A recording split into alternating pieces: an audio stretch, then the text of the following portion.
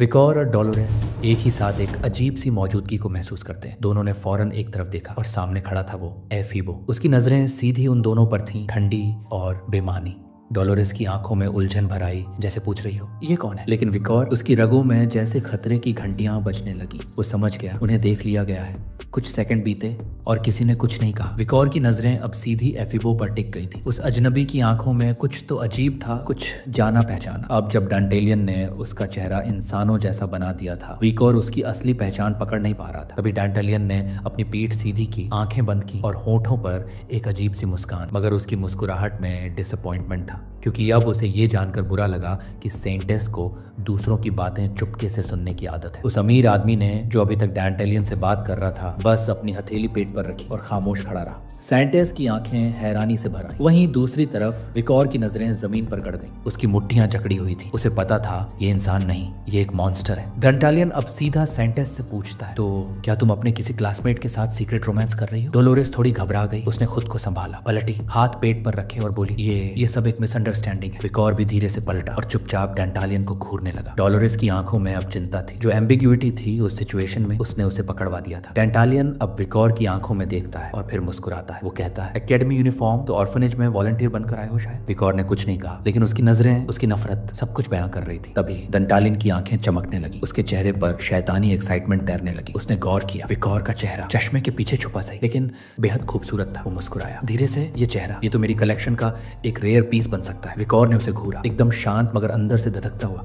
तभी वो अमीर आदमी, जिसने अभी तक कुछ नहीं कहा था, मुट्ठी अपने होंठों तक लाया और खांसा। डैंटेलियन उस ट्रांस से बाहर आया, एक आंख खोली और फिर पलटा। माफ करना, तुम्हें इंतजार करवाया। वो आदमी कुछ बोले बिना आगे बढ़ गया। डैंटेलियन ने जाते जाते हाथ बढ़ाया, सेंटेस की ओर देखा और मुस्कुराया। आज बहुत काम है, मैं चलता हूँ। एफीबो भी पलटा, फिर आगे की ओर बढ़ने लगा। विकोर और डोलोरेस दोनों चुप रहे, बस उन्हें जाते हुए देखते रहे। जैसे ही वो दूर गए, विकोर ने मुट्ठियां भींच ली। उसकी नजरें अब भी एफीबो पर टिकी थी, उस अजीब सी महक पर जो उसमें से निकल रही थी। डोलोरेस ने गुस्से में दांत भींचे। उसकी आंखें नीचे जमीन पर जमी थी। इंसानियत की ये हालत, ये कैसी करप्शन है, वो सोच रही थी। उसने पलट कर विकोर को देखा, हाथ एक ओर बढ़ाया और गुस्से से पूछा, तुमने ऐसा क्यों किया? विकोर बस चुपचाप देखता रहा। उसकी आंखों में एक ऐसी आग थी जिसे डोलोरेस समझ नहीं सकी। कई सेकंड बीते और वो कुछ नहीं बोला। डोलोरेस थोड़ी पीछे हुई। उसकी आंखें अब डर और हैरानी से भरी थी, क्योंकि पहली बार उसने वाइकर की आंखों में वो गुस्सा देखा जो शायद किसी और के लिए नहीं, उसी मॉन्स्टर के लिए था। विकोर ने नीचे जमीन की तरफ देखा। उसकी आंखों में पछतावे की एक सीधी सी झलक थी। एक शांत लहजे में उसने डोलोरेस से माफी मांगी। मैंने जैसा भी बर्ताव किया उसके लिए माफ करना, आगे से मैं और सावधान रहूंगा। इतना कहकर वो पीछे मुड़ा और धीरे धीरे ऑर्फनेज की ओर लौटने लगा। धूप की रोशनी उस पत्थर के गलियारे को चमका रही थी। डोलोरेस बस वहीं खड़ी रह गई, खामोश, उसे वाइकर को जाते हुए देखती रही। उसकी आंखों में अब भी सरप्राइज और कंफ्यूजन थी। विकोर का चेहरा तो शांत था, लेकिन उसके कंधों से एक अजीब सी नाराजगी छलक रही थी। वो इतना गुस्से में क्यों था? डोलोरेस के जहन में सवालों का तूफान उमड़ने लगा। दूसरी तरफ क्विल्टीरून इंडुला का ऑर्फनेज में एवरेज स्टे टाइम था करीब 2 घंटे। उसका असली काम था नोबल्स और मर्चेंट्स को इंडल्जेंसेस बेचना। एक दिन हमेशा की तरह एक नोबल ऑर्फनेज आया। कुछ बातचीत के बाद उसने क्विल्टी को एक बॉक्स थमाया। क्विल्टी ने बॉक्स लिया और फिर वही उसकी मीठी दिखावटी स्माइल। कभी कभी वो कोड परिवार को इन्वेस्टमेंट रिपोर्ट्स और इंडल्जेंसेस की सेल्स अकाउंटिंग बुक्स भी भेजता था, एक सफेद कबूतर के जरिए। लेकिन विकर ने उस डव को रास्ते में ही मार दिया और उसकी चिट्ठी चेक की। मेल कंफर्म करता था कि वो चिट्ठी कार्डिनल हम्बर्ट यानी हम्बर्ट रन कोवाडिया कोआर्ड फैमिली के हेड को भेजी जा रही थी। विकोर को यह भी पता चला, क्विल्टी जब भी ऑर्फनेज के बाहर जाता था, उसके साथ हमेशा कोई ना कोई होता था। एक रोटेशन थी, 4 लोग, 3 मर्द, एक औरत। विकोर की सोच वहीं पहुंच गई। मास्क के साथ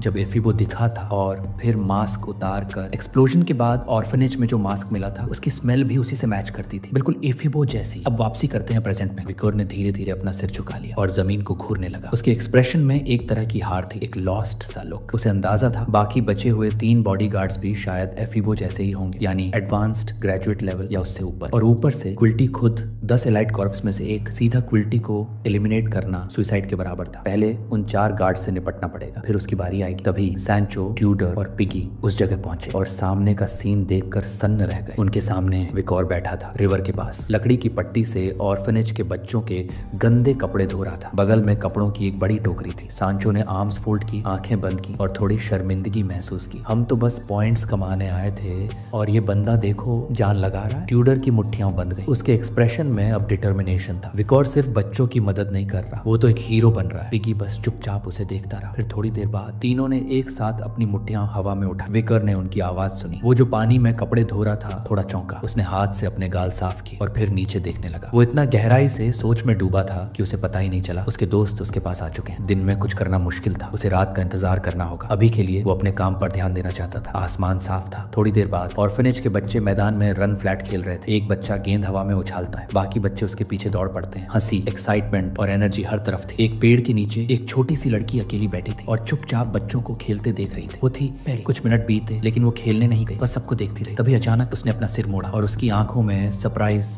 चमक उठी। किसी ने उसके बगल में बैठकर जमीन पर एक गेंद फेंकी। गेंद उछली, दीवार से टकराई और दूर जा गिरी। वो कोई और नहीं, विकोर था। विकोर पेरी के बगल में बैठा, एक हाथ घुटनों पर रखा और दूसरे हाथ से गेंद को जमीन पर उछालने लगा।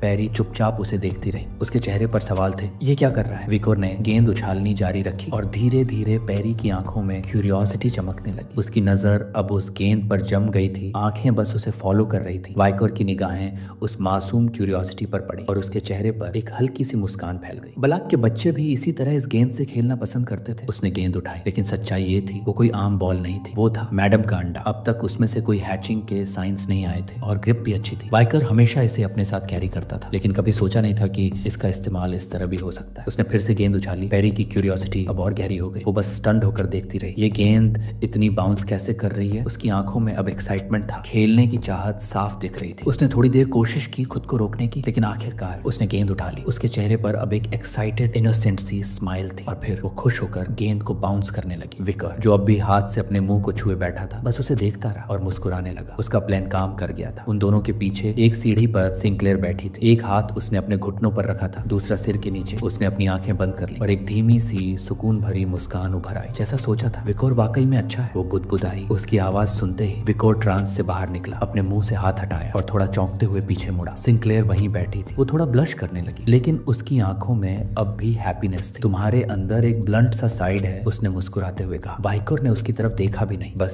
सिर घुमा लिया और सीधे पूछा, क्या चाहिए? सिंक्लेयर उठी, हाथ पीछे कर ली और उसकी ओर धीरे धीरे चलने लगी। मकसद तो ऑब्वियस है, वो बोली। वो विकोर के करीब आई, अपनी आंखें बंद की और एक प्यारी सी मुस्कान के साथ बोली, मैं बस तुम्हारी दोस्त बनना चाहती हूँ। वो उससे 1 साल छोटी थी और उसने कहा कि अगर विकोर को ऐतराज ना हो तो वो उससे कैजुअल टोन में बात कर सकती है। विकोर सामने देखने लगा, कुछ देर चुप रहा, फिर धीरे से सिर घुमाकर शांत लहजे में बोला, जो करना है करो। सिंक्लेयर की मुस्कान और गहरी हो गई। उसका चेहरा लाल होने लगा। पेरी अब भी खुशी से गेंद के साथ खेल रही थी। सिंक्लेयर विकोर के और करीब आई और मजाकिया अंदाज में बोली, तुम्हें ब्रदर कहकर बुला सकती? विकोर ने सीधा जवाब दिया, थोड़ा अजीब लगता है। सिंक्लेयर ने हंसते हुए सिर हिलाया, ठीक है, अगली बार तक सोचती हूँ तुम्हें क्या बुलाना है। वो दोनों बातों में लगे थे और पेरी वहीं पास में हंसते खेलते गेंद उछाल रही थी। लेकिन तभी पेरी ने गेंद फिर उछाली और जैसे ही वो हवा में गई, उसकी दिशा कुछ गड़बड़ा गई। गेंद सामने की तरफ तेजी से उछली। पेरी की आंखों में कंसर्न आ गया। उसने तुरंत उसका पीछा किया। ग्रिड फेंस के पास, जो एस्चुरी कनाल के बगल में था, एक छोटा सा छेद था और अफसोस, गेंद उसी होल से होकर नीचे गिर गई, सीधा पानी में। पानी की आवाज सुनते ही विकोर और सिंक्लेयर दोनों की नजरें अचानक पेरी की तरफ घूम गई। वो दोनों चौंके और तेजी से ग्रिड के पास पहुंचे। सिंक्लेयर ने घुटनों पर हाथ रखे, थोड़ा झुक कर समझाया, बॉल एस्चुरी में चली गई है, अब कुछ नहीं हो सकता। पेरी ने दोनों हाथ मुंह के पास लाए। उसकी आंखों में चिंता और सैडनेस साफ दिख रही थी। जैसे ही उसे पता चला कि गेंद वापस नहीं आ सकती, उसकी आंखें भर आईं। उसने सीधे विकोर की तरफ देखा, क्या वो कुछ कर सकता है? यही सवाल उसकी आंखों में था। विकोर ने उसकी तरफ देखा और एक गंभीर लहजे में कहा, डोंट वरी, वो बस एक बॉल थी। लेकिन पेरी की नजरें अब भी जमीन पर थी और फिर वो धीरे धीरे रोने लगी। विकोर उसे देखता रहा, कुछ सोचने लगा। फिर एक छोटी सी मुस्कान के साथ उसने अपना एकेडमी यूनिफॉर्म अनबटन करना शुरू कर दिया। वो खुद को रोक नहीं पाया। वो बस पेरी को फिर से हंसते देखना चाहता था। उसी वक्त सफेद बूट पहने एक लड़की ऑर्फनेज के पास से गुजर रही थी। वो थी डोलोरेस। उसने अपने एक हाथ से अपनी कोहनी थामी, आंखें बंद की और एक गहरी सांस ली। अब भी अपसेट थी वो। कुछ पल बाद उसने आंखें खोली और एक खोई सी नजर के साथ सोचने लगी। विकोर, उसकी यादें वापस जाने लगी उस कॉन्वर्सेशन की तरफ जो उन्होंने क्लब में नाइट हाउंड के बारे में की थी। उस समय विकोर उसे एक एरोगेंट इंसान लगा था, जो बिना वजह दूसरों को जज कर रहा था। इतना एरोगेंट कि उसे पनिशमेंट के तौर पर वॉलंटियर वर्क तक करना पड़ा था। लेकिन अब उसका पर्सपेक्टिव बदलने लगा था। कुछ घंटे पहले ऑर्फनेज में उसने ट्यूडर को देखा, पीठ पर एक बच्चा उठाए हुए। ट्यूडर ने एक हाथ आगे बढ़ाकर मुस्कुराते हुए कहा, किचन में मदद चाहिए थी? तो विकोर ने पहले जाने की पेशकश की। डोलोरेस किचन की ओर बढ़ी। बेहद संचुट, एक कुक की तरह कपड़े पहने हुए था। हाथ में एक बड़ी सी लाडल थी। उसने बड़ी विनम्रता से बताया, हम खाना बांट रहे थे, लेकिन अब हॉट वाटर नहीं आ रहा। विकोर पाइप चेक करने गया है, उसने तो खाना भी नहीं खाया अभी तक। डोलोरेस पाइप रूम पहुंची। वहां मिला पिगी, गले में टॉवल टॉवल डाला हुआ। प्रेसिडेंट को देखकर पिगी खुश हो गया। उसने बताया कि विकोर थोड़ी देर पहले लॉन्ड्री करने गया है, पाइप्स भी उसने अभी ठीक किए हैं। उसके बाद डोलोरेस लॉन्ड्री पहुंची जहां बियांका मिल गई। काम एक्सप्रेशन के साथ उसने बताया विकोर अभी तक यहीं कपड़े टांग रहा था, लेकिन बच्चों ने उसे प्ले के लिए बुला लिया तो वो जिम की तैयारी करने चला गया। अब वर्तमान में डोलोरेस सीढ़ियों के पास खड़ी थी। उसका सिर थोड़ा झुका था, चेहरे पर कॉन्फ्लिक्ट साफ दिख रहा था। सबको लगता है विकोर अच्छा है, शायद मेरी जजमेंट गलत थी, लेकिन सच्चाई इससे भी गहरी थी। विकोर ने उसे जज नहीं किया था, वो खुद विकोर को अपनी प्रेजुडिसेस से जज कर रही थी। धूप उसकी पीठ पर पड़ रही थी और वो ऑर्फनेज से बाहर आकर सीढ़ियों की ओर बढ़ने लगी। उसने अपना हाथ सिर के पीछे रखा और याद आया, सब जानते हैं कि मेरी और क्विल्टी की नहीं बनती। अगर विकोर ने मुझे देखकर छुपने का डिसीजन लिया तो शायद माफी मांगनी चाहिए मुझे। कुछ सेकंड बाद उसने सामने देखा, विकोर, सिंक्लेयर और छोटी पेरी एस्चुरी के सामने खड़े थे। उसकी नजर विकोर पर पड़ी, चेहरे पर कंफ्यूजन था। ये सब क्या हो रहा है? विकोर अपना शर्ट उतार रहा था। सिंक्लेयर ने जल्दी से अपनी आंखें ढकी, लेकिन फिर भी देखना बंद नहीं कर सकी और धीरे धीरे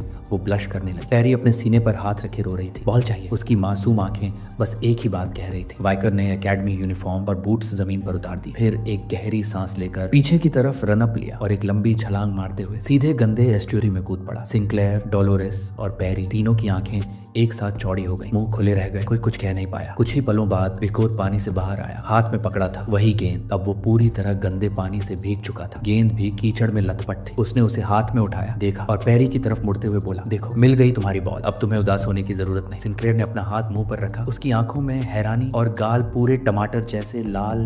उसने ऐसा एक्सपेक्ट नहीं किया था। डोलोरेस बस उसे देखती रही, स्पीचलेस। उसका चेहरा भी हल्के से लाल होने लगा। विकोर ने सच में उस बच्ची के लिए खुद को एस्चुरी में फेंक दिया? पेरी की आंखें भर आई, लेकिन इस बार वो आंसू दुख के नहीं थे। वो पहली बार किसी से इतनी केयर महसूस कर रही थी। उसने नीचे देखा, गेंद को देखा और फिर विकोर को। एक सुकून और एक नई सी फीलिंग उसके अंदर जागी। किसी ने आज सिर्फ उसके लिए कुछ किया था। कुछ दिन बाद धूप से भरी दोपहर में ट्यूडोर, सांचो और पिगी भी अपनी टास्क पूरी करके बाहर निकले और ऑर्फनेज के यार्ड में बच्चों के साथ खेलने लगे। यार्ड में उस वक्त एक अलग ही एनर्जी थी। हर कोई हंस रहा था, बच्चे खेल रहे थे और आसमान बिल्कुल साफ था। ट्यूडर जो अपने माथे से पसीना पोंछ रहा था, बच्चों की ओर देख रहा था और मुस्कुराकर बोला, आज वॉलंटियरिंग का आखिरी दिन है। संचो एक हाथ कमर पर रखे चेहरे पर चीयरफुल एक्सप्रेशन के साथ बोला, समय पता ही नहीं चला कितनी जल्दी बीत गया। दूसरी तरफ पिगी थक कर हाँफ रहा था, शब्दों से ज्यादा उसकी चुप्पी बोल रही थी। ट्यूडर ने अपनी मुट्ठी बांधी, उसे आसमान की तरफ उठाया और मुस्कुराकर बोला, चलो जब तक एनर्जी है खेलते हैं। थोड़ी दूरी पर एक पेड़ के नीचे वाइकोर बैठा था। उसने अपनी उंगलियां आपस में फंसाई और चुपचाप सोच में डूबा रहा। बिल्कुल बगल में पेरी बैठी थी। धूप की किरणें जमीन पर बिखरी थी और दोनों के चेहरे हल्के से चमक रहे थे। वाइकोर की नजर जमीन पर थी, उसकी आंखों में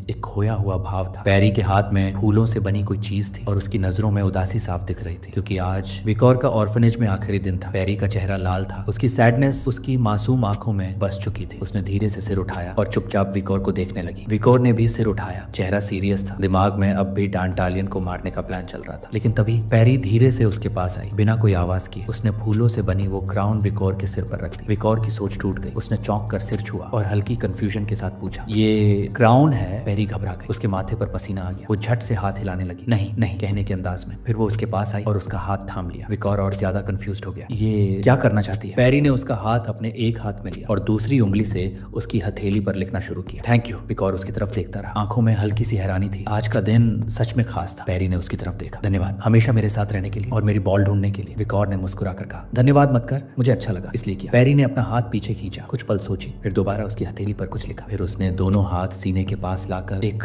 उदास नजर से पूछा, क्या हम दोबारा मिलेंगे? विकोर की नजरों में भी सैडनेस तैर गई। उसके दिमाग में डोलोरेस की बातें गूंजने लगी। कुछ दिन पहले जब वो उससे टकराया था, उसने कहा था शुरू में सब बहुत फ्रेंडली थे और कुछ दिन बाद सब इतना बिजी हो गए कि कोई मिलने भी नहीं आया। मुझे थकान होती है उस दिखावटी अफेक्शन से और उन लंबी सेपरेशन से। पेरी फिर से जमीन की तरफ देखने लगी, हाथ अपने पेट पर रखे हुए। वो जानती थी कि वाइकोर एक डीमन हंटर था, उसकी जिंदगी कभी भी खतरे में पड़ सकती थी। विकोर जानता था वो कोई वादा नहीं कर सकता, लेकिन फिर भी उसने धीरे से कहा, हाँ हम दोबारा मिलेंगे। पेरी ने तुरंत सिर उठाया, आंखों में उम्मीद और होठों पर रुकती हुई मुस्कान। हवा में पत्ते उड़ने लगे थे। विकोर ने एक सिंसियर नजर से उसकी तरफ देखा और कहा, जब तक मेरे पास एक और कल है मैं वापस आऊंगा। पेरी उसे देखती रही, बिल्कुल चुप। क्या ये सच में? कहा वाइकोर ने। फिर उसने अपनी आंखें बंद की और धीरे से मुस्कुरा दी। थैंक यू वाइकोर, मैं उस दिन का इंतजार करूंगी। इसके बाद दोनों कुछ देर तक चुपचाप बैठे रहे, सिर्फ दूर के व्यूज को निहारते हुए बिना कुछ कहे। कुछ घंटे बाद इंडिना ऑर्फनेज के मेन ऑडिटोरियम में सब वॉलंटियर्स इकट्ठा हुए। सांचो, पिगी, ट्यूडर और बियांका सब वहाँ थे। एक वॉइस वहाँ गूंजी, धन्यवाद सबको जिन बच्चों ने अपने माता पिता खो दिए हैं, उनके लिए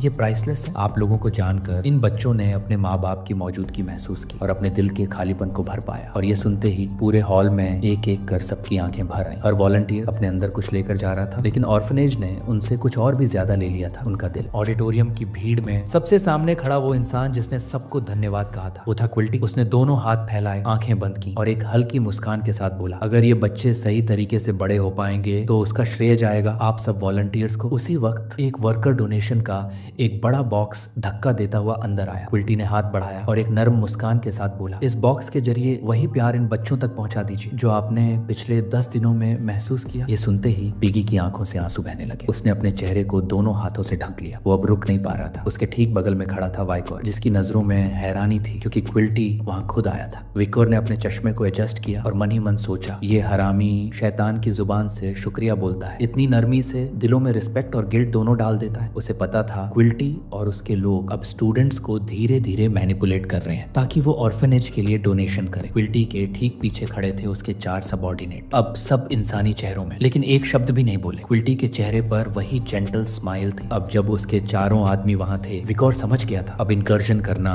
और भी मुश्किल हो गया है। उसकी नजरें अब क्विल्टी को घूर रही थी, एक पियर्सिंग इंटेंसिटी के साथ। मैं इसे मनमानी नहीं करने दूंगा। क्विल्टी धीरे धीरे सभी स्टूडेंट्स को डोनेशन के लिए मोटिवेट करने लगा। बातों में सॉफ्टनेस थी, लॉजिक था, इमोशनल वेट था और धीरे धीरे उसका प्लान काम कर गया। स्टूडेंट्स ने अपने गोल्ड कॉइन्स निकालने शुरू कर दी। एक लंबी लाइन डोनेशन बॉक्स के सामने लग चुकी थी। हर कोई खुशी खुशी डोनेट कर रहा था। पिगी, टूडर, बियांका, सांचो, सब। बस विकोर लाइन में नहीं गया और तभी सिंक्लेयर उसके पास आई। ब्रदर कहकर उसे पुकारा, अपने होठों पर हाथ रखते हुए हल्के से मुस्कुराई और पूछा, तुम डोनेट नहीं करोगे? विकोर ने सीधा जवाब दिया, मेरे पास पैसे नहीं है। वो थोड़ी हैरान हुई, एकेडमी के स्टूडेंट होकर तुम्हारे पास पैसे नहीं? पर असल वजह ये नहीं थी। विकोर डोनेशन इसलिए नहीं कर रहा था क्योंकि वो पैसे एक डीमन को नहीं देना चाहता था। विकोर ने काल्म एक्सप्रेशन के साथ पूछा, तुम मुझे ऐसा क्यों बुला रही हो? सिंक्लेयर मुस्कुराई और बोली, तुमने खुद कहा था मुझे कोई और निकनेम देना होगा, और वैसे भी ये ठंडा सा बिहेवियर ठीक नहीं है। हम रिच हैं तो ऑर्फनेज के बच्चों की हेल्प तो कर सकते हैं ना, थोड़ी सी ही सही। विकोर की नजर वापस क्विल्टी पर पड़ी, फिर उसने गहरी सांस ली और बोला, पेरेंट्स जरूरी नहीं होते। इस दुनिया में सरवाइव करने के लिए इंसान को खुद ही लड़ना पड़ता है। माँ बाप सिर्फ बचपन में जरूरी होते हैं, जब तुम्हें दूसरों की मदद चाहिए होती है उसके बाद जरूरत नहीं रहती। सिंक्लेयर की मुस्कान धीरे धीरे फेड होने लगी। उसकी आंखों में कंसर्न आ गया। वो चुप हो गई, फिर धीरे से आगे बढ़ी और वाइकोर का हाथ दोनों हाथों में पकड़ लिया। उसने एक टेंडर गेज के साथ गहराई से उसे देखा और महसूस किया ये लड़का बहुत कुछ झेल चुका है। विकोर थोड़ा हैरान था, ये कर क्या रही है? सिंक्लेयर ने नर्म आवाज में कहा, तुम कभी मेरे घर आना, छुट्टियों में हम सब साथ बैठकर खाना खाएंगे। ये कहकर वो मुड़ी और भागती हुई वहां से चली गई। बच्चों से मिलने का बहाना देकर पीछे छोड़ गई विकोर को, जो चुपचाप सोच में डूबा रहा। उसने हाथ को चेहरे के पास लाकर देखा, ये लड़की सच में अजीब है, उसने सोचा। सिंक्लेयर अब बच्चों के बीच थी, उनके सिर पर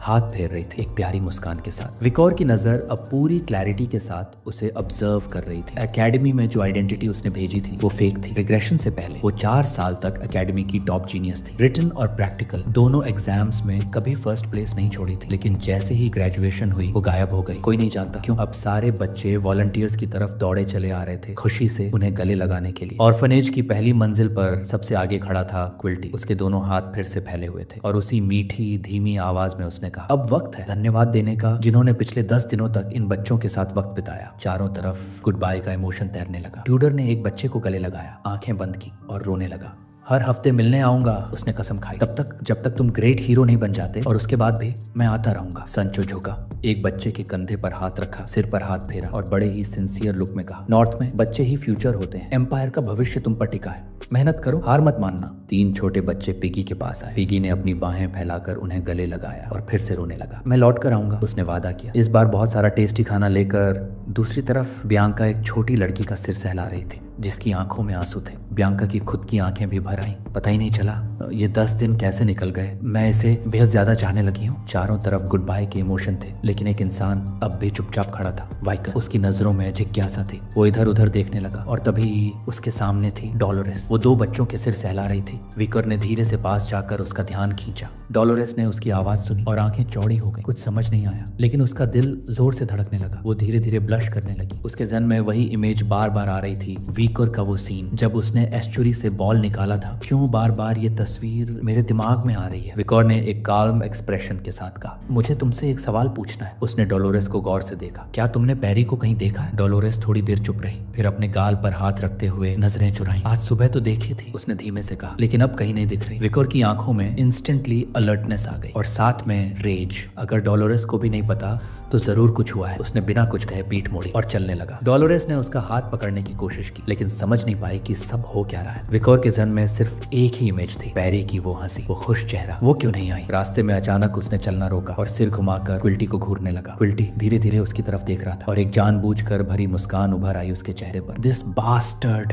विकोर के दिल में जैसे कुछ टूट गया। इस कमीने ने पैरी के साथ कुछ किया है। कई घंटे बीत गए, रात उतर आई थी, चांद बादलों के पीछे छिप गया था। वॉलंटियर रूम में सांचो और ट्यूटर दोनों वुडन बेड्स पर गहरी नींद में थे। ट्यूटर के सपनों में ऑर्फनेज ही था। मैं यहाँ से जाना नहीं चाहता, यही उसका ड्रीम था। उसी कमरे में एक और बेड थी और उस पर जो इंसान सोया हुआ था। अब उसने चादर हटाई और उठ गया। उसी वक्त ऑर्फनेज की चौथी बिल्डिंग, जो बच्चों का डॉर्मेट्री थी, वहां पहुंचे। क्विल्टी के चारों सबऑर्डिनेट्स, सभी के पास हथियार थे, चेहरे पर एक भी इमोशन नहीं। बिना आवाज किए चारों अलग अलग हॉलवेज की तरफ बढ़े। डॉम में 4 गलियां थी और हर एक ने एक हॉलवे पकड़ ली। कुछ देर बाद एफीबो नाम का सबऑर्डिनेट मेन हॉलवे से काफी दूर पहुंच चुका था। हॉलवे में अंधेरा था, चारों तरफ सन्नाटा। एफीबो आगे बढ़ ही रहा था कि अचानक अंधेरे में एक शैडो, वो था विकर, अब नाइट हाउंड मास्क में। उसने अंधेरे से कदम रखा बाहर और बिना पलक झपकाए घूरने लगा एफीबो को। एफीबो को प्रेजेंस महसूस हुई। वो तुरंत मुड़ा, लेकिन विकर गायब था। एफीबो की आंखों में अलर्टनेस आ गई। कोई पीछा कर रहा है। उसने सामने देखा, विकर फिर वहां खड़ा था। धीरे से बोला, मुझे एक सवाल का जवाब चाहिए। एफीबो हैरान रह गया, ये हो क्या रहा है? विकर की नजर उसके चेहरे में घुसी जा रही थी। बता, वो बच्चे कहाँ हैं जिन्हें डीमन के लिए फूड सप्लाई बनाकर रखा गया था? विकर की वो एक लाइन, वो बच्चे कहाँ हैं, बस सुनना था। एफीबो ने बिना कुछ बोले अपनी मेस निकाली और हमला करने की तैयारी में आ गया। उसे पता था अब हालात बिगड़ चुके हैं। उसने अपनी पूरी ताकत लगा दी, मेज को घुमाकर पूरी फोर्स से विकर की तरफ फेंका। अटैक जैसे जैसे पास आ रहा था, विकर बस गहरी नजरों से एफीबो को देख रहा था, बिल्कुल शांत, एकदम डेड साइलेंस। और फिर इनह्यूमन स्पीड में विकर ने एक कदम आगे बढ़ाया। पलक झपकते ही एफीबो का सिर काट दिया गया। एफीबो का शरीर वहीं जमीन पर गिरा पड़ा था। विकर ने उसके कटे हुए सिर को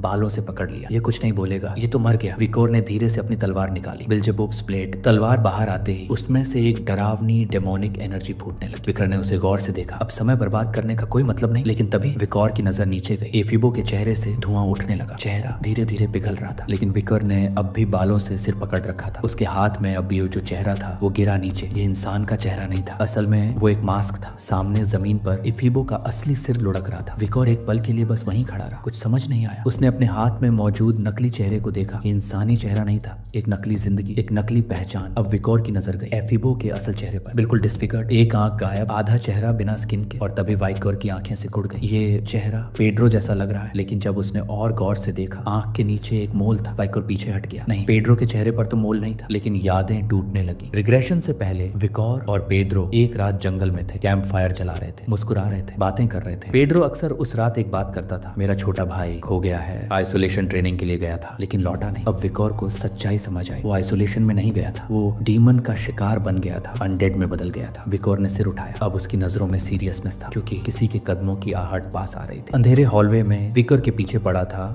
एफीबो का लाश, और सामने से हीव और फीडो निकल कर आ रहे थे। हीव ने अपने सिजर्स को शोल्डर पर टिका रखा था। फीडो ने अपनी डुअल सोर्ड्स बाहर निकाल ली थी। दोनों धीरे धीरे चलते हुए पास आने लगे। विकर उनकी ओर मुड़ा और एक नजर में समझ गया, ये दोनों शायद वही लोग हैं जिन्हें मैं कभी जानता था। हीव गहरी नजरों से घूर रहा था। फीडो सिर्फ खड़ा था, पूरी तरह साइलेंट। और फिर दोनों ने एक साथ अटैक स्टैंस ले लिया। विकर ने देखा अब बस एक ही रास्ता था, लड़ाई। विकर ने अपनी बिल्जेबुब्स ब्लेड वापस निकाल ली और पूरी रफ्तार से उनकी तरफ दौड़ पड़ा। ये देखकर हीव और फीडो दोनों को एक झटका सा लगा, ये तो बिना एक भी पल गंवाए अटैक कर रहा है। फीडो ने अपने तलवार को पीछे खींचा और उसकी तलवार से निकली गहरी लाल एनर्जी। विकर की आंखों में अब सिर्फ एक ही आग थी, दंटालियन को खत्म करना है, इन दोनों को मारना ही होगा। विकर ने पूरी ताकत से एक हमला किया, एक तीखा जानलेवा स्लैश, लेकिन अंतिम सेकंड में दोनों डीमंस पीछे हट गए, बच निकले। विकर का बैलेंस बिगड़ा, अब वो थोड़ी देर के लिए डिफेंसलेस हो चुका था। दूसरी तरफ डीमंस ने मौका नहीं गंवाया। फीडो हवा में ऊपर आया, विकर पर सीधा झपटने लगा। नीचे जमीन पर हीव ने अपने सिजर्स उठाए, जोरदार स्विंग के लिए तैयार था, लेकिन तभी विकर को तुरंत एहसास हुआ ये सही नहीं हो रहा। हीव और फीडो ने एक साथ जोरदार हमला किया और तेज धमाका, धुएं का गुब्बार और रात के सन्नाटे को चीरती आवाजें। पूरा हॉलवे एक काले खतरनाक स्मोक स्क्रीन में ढक गया। दूसरी तरफ एक पुराना मंदिर, जिसके छत में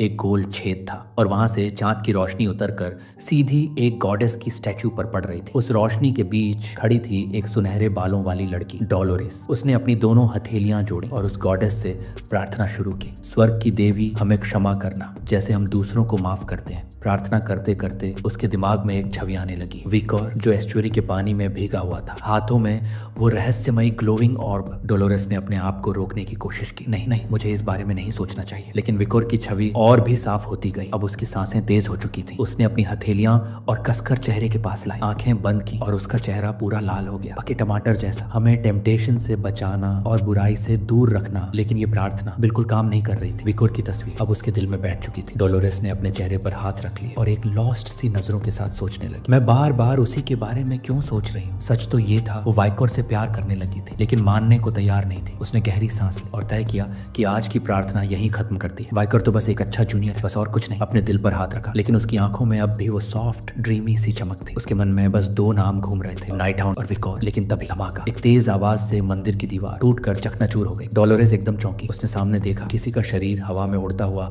उसकी तरफ आ रहा था। धुआं, मलबा, कंफ्यूजन और उस फ्लाइंग फिगर की पहचान जब सामने आई, उसके होश उड़ गए। ये तो विकोर है। अब वो पेंडेमिक मास्क पहने हुए था, लेकिन वो उसकी आंखें, वो चाल, डोलोरेस को एक पल में समझ आ गया। ये नाइट हाउंड है। विकोर ने जमीन पर गिरने से पहले अपने पैरों से खुद को रोका और जैसे ही स्मोक स्क्रीन हटने लगी, हैफ और फेडो धीरे धीरे सामने आए। दोनों फिर से अटैक की तैयारी में थे। डोलोरेस के दिमाग में अब सवालों की बारिश होने लगी। विकोर यहाँ क्यों है? वो क्विल्टी के गार्ड से लड़ क्यों रहा है? उसने हाथ छाती पर रखा, दूसरा हाथ उसकी ओर बढ़ाया और आवाज दी, नाइट ब्लड हाउंड। ये सुनते ही विकोर का पूरा शरीर कांप उठा। उसकी आंखें डर से भर गईं। वो जैसे ही पीछे मुड़ा, सामने थी सेंटेस डोलोरेस। एक पल के लिए वो बिल्कुल कंफ्यूज रह गया। वो यहाँ क्या कर रही है? और उसी कंफ्यूजन में हीव ने अपने सिजर्स फेंके, सीधा वाइकोर के सीने में जा घुसे। विकोर कुछ भी रिएक्ट नहीं कर पाया। उसका शरीर हवा में उड़ा और जाकर सीधा स्टैचू के बेस से टकराया। डोलोरेस ने पीछे मुड़कर देखा। उसके चेहरे पर चिंता और डर साफ झलक रहे थे। विकोर अब जमीन पर गिरा पड़ा था। फेडो धीरे धीरे उसकी तरफ बढ़ा, फाइनल ब्लो देने के लिए, लेकिन डोलोरेस ने अपने डर को झटक दिया। वो सीधा उनके सामने खड़ी हो गई, दोनों हाथ फैलाकर डर से भरी आंखों से कहा, रुको। उसे कुछ भी समझ नहीं आ रहा था, लेकिन उसका दिल कह रहा था, बात करके सब कुछ ठीक हो सकता है। डीमंस उसकी बातों से जरा भी नहीं हिले। उन्होंने बस उसे घूरा, अपनी तलवारों को और कसकर पकड़ा। अब ये लड़की भी रास्ते से हटानी पड़ेगी। डोलोरेस की रूह तक कांप गई, शरीर जैसे जम गया हो, लेकिन उसने अपनी आंखें बंद की, दांत बींच ली और खुद को मजबूत किया। मैं नहीं हटूंगी, नाइट हाउंड को मरने नहीं दूंगी। हीव और फीडो तेजी से उस पर झपटे, लेकिन तभी विकोर जमीन से उठा और बेल्ज़ेबुब्स ब्लेड को घुमाकर हीव का अटैक बीच में ही ब्लॉक कर दिया। विकोर के पास अब कोई दूसरी तलवार नहीं थी और उसने बिना सोचे अपना हाथ सामने कर दिया। फीडो की तलवार सीधे उसकी बाहें में घुस गई। तेज दर्द, लहू बहता हुआ, लेकिन विकोर की आंखों में एक भी शिकन नहीं थी। उसकी नजरों में सिर्फ सख्ती थी और सन्नाटा। पीछे खड़ी डोलोरेस धीरे से एक आंख खोलती है और जैसे ही उसकी नजर विकोर के जख्मी हाथ पर पड़ती है, उसका दिल दहल जाता है। डर और दुख दोनों उसके चेहरे पर एक साथ उभर आते हैं, लेकिन विकोर ने पीछे मुड़कर बिल्कुल शांत चेहरे से कहा, इसकी चिंता मत करो। और अगले ही पल उसने अपनी तलवार को घुमाया, हीव के सिजर्स को चूर चूर कर दिया। टूटे हुए ब्लेड के टुकड़े हवा में उड़ने लगे। हीव की आंखें कंफ्यूजन से भर गईं। ये क्या? लेकिन उससे पहले कि वो कुछ समझ पाता, विकोर ने सीधा उसकी गर्दन में तलवार घुसा दी, इतनी गहराई तक कि हेवे हिल भी नहीं पाया, ताकि वो कभी उठ ही न सके। फेडो ने देखा कि उसका साथी मर गया है और अब विकोर के हाथ में तलवार फंसी हुई है। वो समझा कि अब वाइकोर बिल्कुल डिफेंसलेस है, इसीलिए उसने वाइकोर के हाथ से तलवार निकाली और फाइनल ब्लो के लिए कूद पड़ा। लेकिन तभी वाइकोर ने एकदम से घूमकर फेडो की गर्दन काट दी।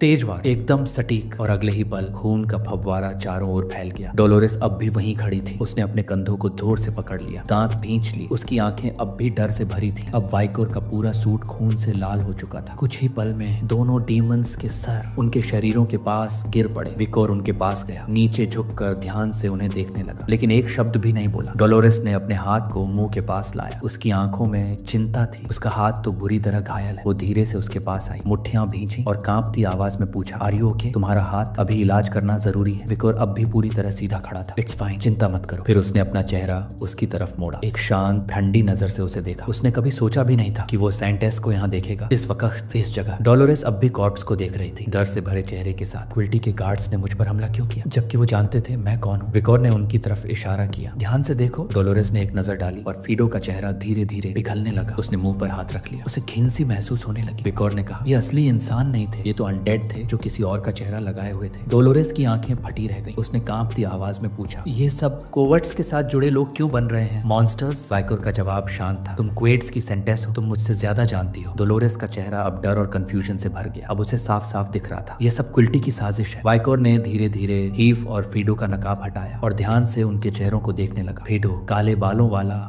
दाढ़ी वाला आदमी। विकोर को ये चेहरा जाना पहचाना लग रहा था। ये तो स्टैफर्डशायर बास्करविल है। पिटबुल ऑर्डर से अब यादें उभरने लगी। जब वाइकोर जंगल में गायब हो गया था, ये आदमी बच गया था। एडोल्फ मोर ने उसकी रक्षा की थी और बाद में इसने खुद को आइसोलेशन ट्रेनिंग में भेज दिया था। वाइकोर की आंखों में गुस्सा भरने लगा। उसने फीडो के शरीर को ध्यान से देखा। उसके सीने पर एक टैटू था डॉन कीहोते फैमिली का। अब उसकी आंखों के सामने सेट की मुस्कुराहट घूमने लगी। ये भी आइसोलेशन ट्रेनिंग में गया था। उसे याद आया कभी पहले वो 3 बहनों से मिला था, थकी हुई, टूटी हुई। उनमें से एक ने सिंसियरिटी से कहा था वो इस वक्त सिक्लूडेड ट्रेनिंग में है। वो अचानक अंकल एडोल्फ के सेंचुरी से चली गई और डार्क टेंपल ज्वाइन कर लिया, जहां अब वो सिर्फ मैजिक रिसर्च पर फोकस कर रही है। वो जगह अब खामोश थी, बस धुआं और लाश। लेकिन तभी किसी ने अपना हाथ आगे बढ़ाया और हवा में एक फायरबॉल बन गया। पूरा शरीर पट्टियों से ढका हुआ, चेहरा छुपा हुआ। उस रहस्यमय इंसान ने वो फायरबॉल सीधा कॉर्प्सेस पर फेंक दिया और एक जबरदस्त धमाका हुआ। विकोर और डोलोरेस एक पल को हक्के बक्के रह गए। अगले ही पल वो इंसान एक के बाद एक फायरबॉल्स फेंकता गया। पूरी जगह टुकड़ों में बिखरने लगी। छत से पत्थर गिरने लगे, जमीन कांपने लगी। हर कोना अब आग की लपटों में घिर चुका था। विकोर ने तुरंत डोलोरेस की तरफ देखा और बिना एक पल घंवाए उसके ऊपर अपना क्लोक डाल दिया। धधकती हुई आग अब चारों तरफ फैल रही थी। विकोर को साफ समझ आ रहा था ये अच्छा नहीं हो रहा। उन्हें एक तरफ से कुछ आवाजें आई। दोनों ने मुड़कर देखा और उनकी आंखें हैरानी और उलझन से भर गई। आग के बीच से एक जोड़ी चमकदार लेदर बूट्स धीरे धीरे उनकी ओर बढ़ रही थी। लाल बालों वाली एक औरत, जैसे आग की रानी खुद चल कर आ रही है, हर कदम जैसे लपटों को चीरता हुआ। वो औरत अब उनके बिल्कुल सामने थी। वाइकर की नजरें अब उसी पर टिक गई। उसका चेहरा देख एक हल्की सी हैरानी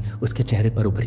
ये मेरी फ्यूचर वाइफ है। लेकिन तभी उसके मन में एक आवाज गूंजी, 0 पॉइंट्स, 0 आउट ऑफ 100 इस एटीट्यूड के लिए। वो औरत अब एक तक वाइकर को देख रही थी और फिर अपना हाथ उठाया। एक और आग का गोला उसकी हथेली में उभर आया और बिना कोई चेतावनी थी वो उसे वाइकर की ओर फेंकने को तैयार थी।